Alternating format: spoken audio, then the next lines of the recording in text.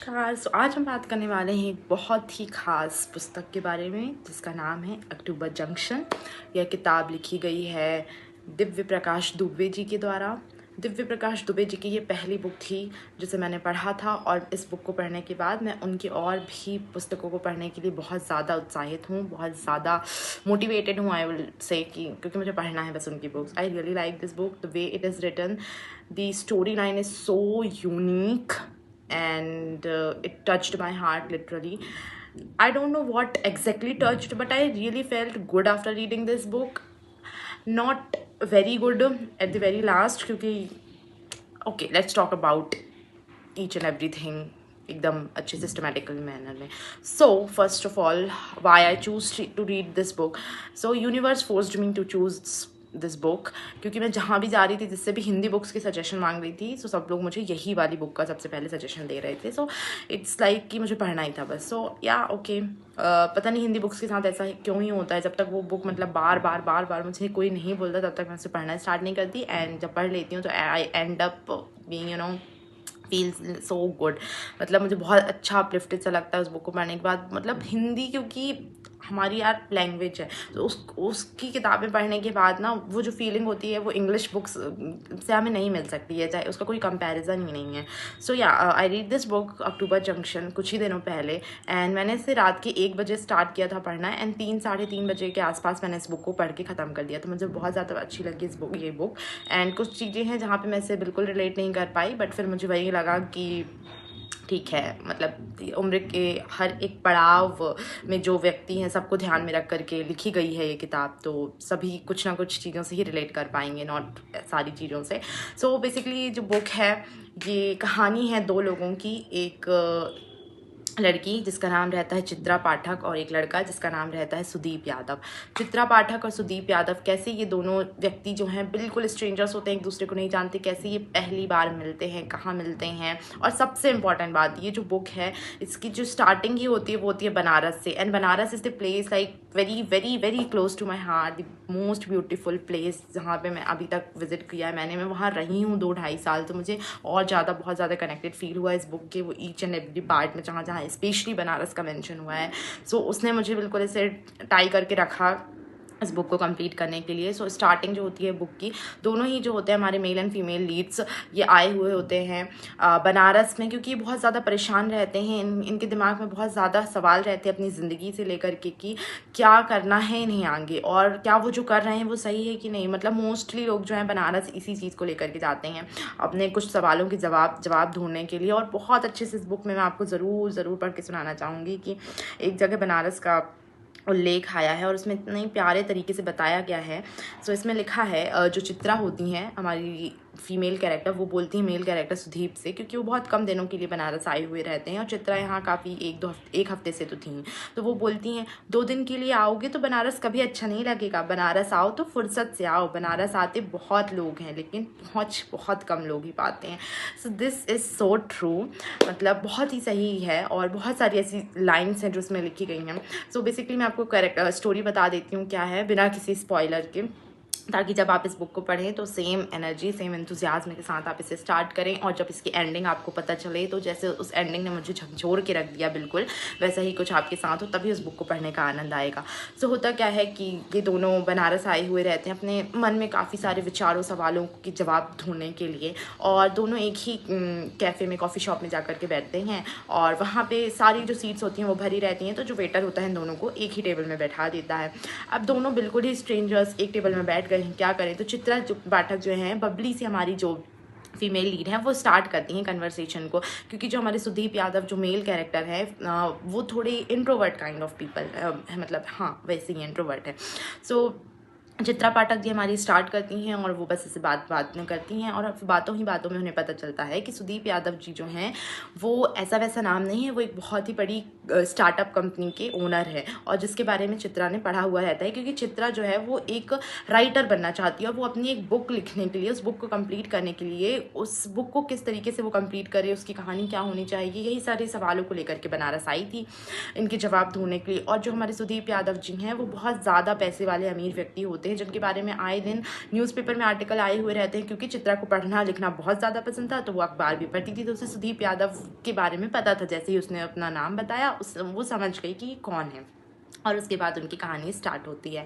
तो जो सुदीप यादव जी हैं हमारे, वो इतनी बड़ी कंपनी के मालिक हैं और उनके पास पैसों की बिल्कुल भी कमी नहीं है, लेकिन वो अंदर से कितने खोखले, कितने अकेले हैं, यही इस पुस्तक में बताया गया है। और जनरली इस टाइप की पुस्तक में यही मतलब ऐसा ही होता है। अगर हम आजकल की मूवी देखें तो मूवीज़ भी कुछ इस तरह की बनती है। और कैसे फिर जो चित्रा पाठक है वो सुदीप के जीवन में एक रोशनी की तरह आती है। दोनों की बस पहली मुलाकात होती है 9 अक्टूबर 2010 को, दूसरी मुलाकात होती है 10 अक्टूबर 2010 को। बिना किसी प्लान के वो दोबारा 10 अक्टूबर को मिलते हैं और 10 अक्टूबर को ही फिर वो मतलब अलग हो जाते हैं। लेकिन वो एक दिन निर्धारित करते हैं क्योंकि उनकी बात बहुत अच्छी होने लगी थी, उन्होंने अपने थोड़े सुख दुख शेयर कर लिए थे एक दूसरे के साथ। तो वो डिसाइड करते हैं कि now they will meet on the very same date next year. तो 10 अक्टूबर 2010 को मिलने के बाद अब वो प्लान करते हैं कि वो 10 अक्टूबर 2011 को भी मिलेंगे।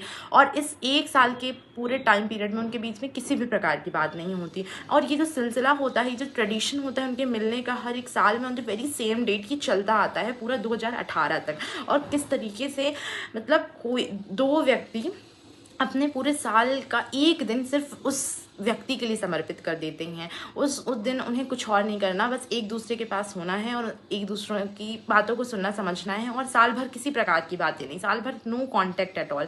सो this is something like which is very strange but at the same time gives you that okay this can be real.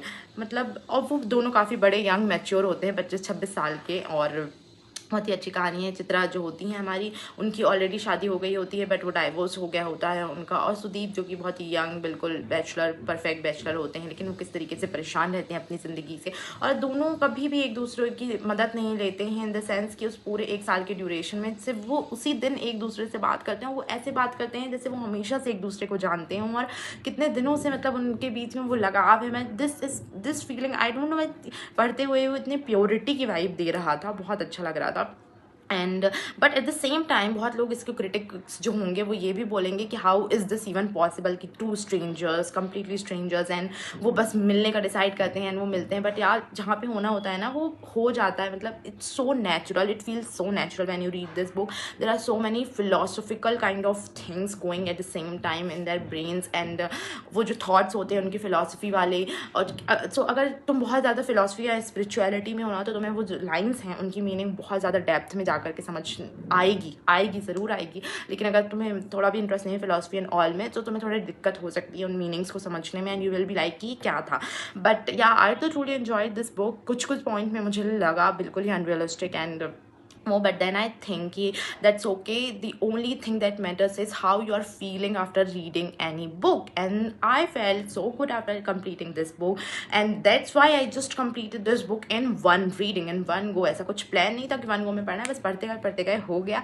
and I really like the way they were treating each other. They were just listening to each other. यहाँ पे एक और चीज़ मैं आपको पढ़ करके सुनाना चाहूँगी। उसमें वो बोलती है सुधा, सुन पाना इस दुनिया का सबसे मुश्किल काम है, लोग बीच में समझाने लगते हैं, उससे ही सब बात ख़राब हो जाती है। And this is so true. So इसमें एक लाइन और है, हर अधूरी मुलाकात एक पूरी मुलाकात की उम्मीद लेकर आती है, हर पूरी मुलाकात अगली पूरी मुलाकात से पहले की अधूरी मुलाकात बनकर रह जाती है।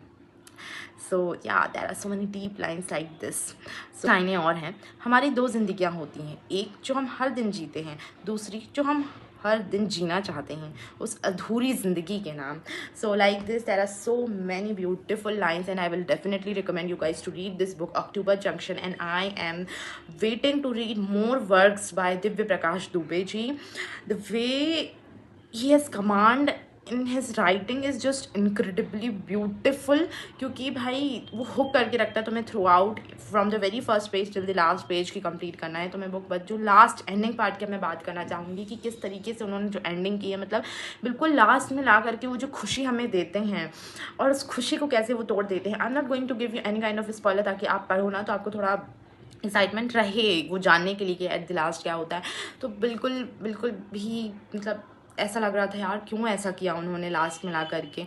So because I always like happy endings, चाहे वो मूवीज़ में हो, सीरीज़ में हो या बुक्स में हो। तो कभी वैसे हैप्पी एंडिंग नहीं होती ना, सैड एंडिंग होती है, तो मुझे बिल्कुल भी अच्छा नहीं लगता है। But this is what it is. Like through out the book में जो उनकी कन्वर्सेशन थी, जब वो अलग अलग प्लेसेस में एक साथ मिलते थे, कैसे वो हमेशा एक दूसरे के लिए अवेलेबल रहते थे, एंड स्पेशली ऑन 10 अक्टूबर, मतलब वो उनका बिल्कुल ऐसे फिक्स डेट हो गई थी। उसमें वो दिन 10 अक्टूबर के दिन में वो दोनों और पूरी दुनिया को भूल जाते थे, सिर्फ एक दूसरे को ही वो पूरा समय देते थे। And there is nothing like it's just about thoughts and how they are conveying their thoughts, like मतलब एक दूसरे से वो कैसे बात कर रहे हैं और बस विचारों को एक दूसरे से शेयर कर रहे हैं, एंड नथिंग एल्स।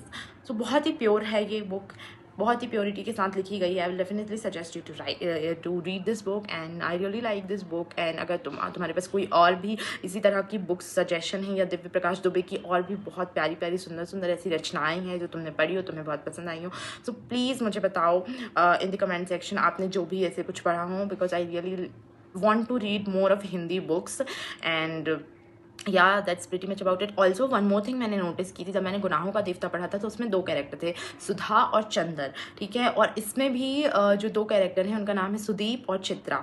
तो पता नहीं ये बहुत ज़्यादा मतलब मैंने क्यों ही नोटिस किया, बट वहाँ पे सुदीप जो यहाँ पे सुदीप जो है मेल कैरेक्टर, वहाँ सुधा, दोनों का नाम SS है, वहाँ पे चंद्र और चित्रा तो दोनों का नाम SS से। एंड जब तुम उसकी एंडिंग पढ़ोगे ना, तब तुम्हें समझ में आएगा कि मैंने इस चीज़ को क्यों कैसे नोटिस किया, क्योंकि सुधा और SS वाले जो होते हैं, सुधा और सुदीप दोनों के साथ जो होता है लास्ट में, कुछ लोगों ने मे बी अभी तक गैस भी कर लिया, मतलब आई रियली डोंट वांट कि वो ऐसी एंडिंग होती, but this is what it is. And उस एंडिंग के through we got to know that कि दिस इज़ लाइफ, एंड ऐसा होता है लाइफ में, और उसके बाद भी कुछ नहीं रुकता है, सब चलता ही रहता है और चलाना ही पड़ता है।